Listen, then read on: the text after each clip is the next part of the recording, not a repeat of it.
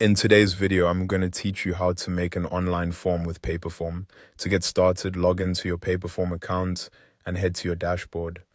Once you're in, look to the top right corner and click Create a Form.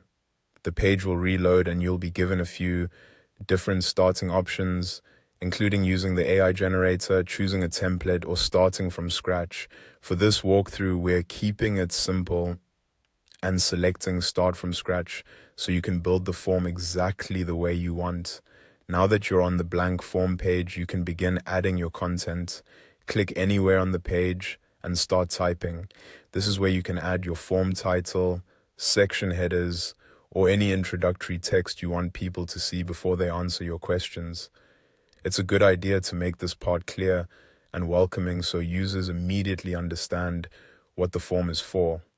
Next, you'll add and configure your questions. To insert a question, click on a new blank line. Then either click the plus icon and choose Add Questions, or simply type a / to open the Quick Actions menu. From there, you can choose the type of question you want to include. Once the field appears, type your question, and if needed, add help text underneath to give extra guidance. On the right side, you'll see a drop-down menu where you can change the field type.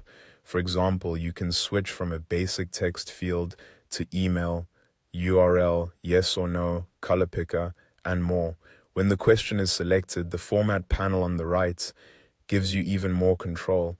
You can change the question type, make the field required, place it into a 2-column layout, turn visibility logic on or off, allow multiple lines of text, set placeholder text, define minimum and maximum character limits, or even set a default answer.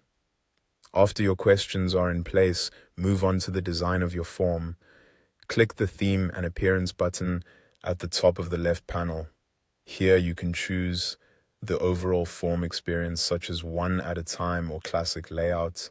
You can also customize colors for the background, active elements, text, and warnings, as well as choose your primary and secondary fonts. When the design looks right, click Configure at the top. This is where you can adjust form details, payments, analytics, and general form behavior. Then click After Submission to set up emails, success pages, redirects, custom PDFs, integrations, webhooks, and other post-submission actions. Once everything is ready, click Publish in the top right corner. You can also use the small arrow beside it to preview changes or open the live form to review everything before sharing.